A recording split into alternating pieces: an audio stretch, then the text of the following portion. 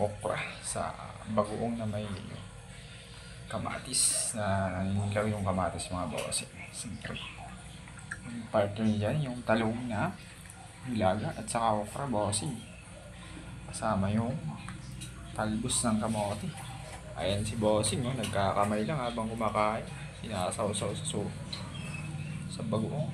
Siyempre, yung ulam ng mga bata bossing, yung kanila lechong manok. Yan. Kasi ayaw nila ng ganitong ulam mga bossing. Alam mo naman yung mga bata. Sarap ng kain ni bossing, nagkakamay lang. Ay, Yan. ganyan. Sausaw mo bossing, sausaw mo. Yun! Yun! Nagkakamay lang si bossing. Yan o. Nilagang okra at talong.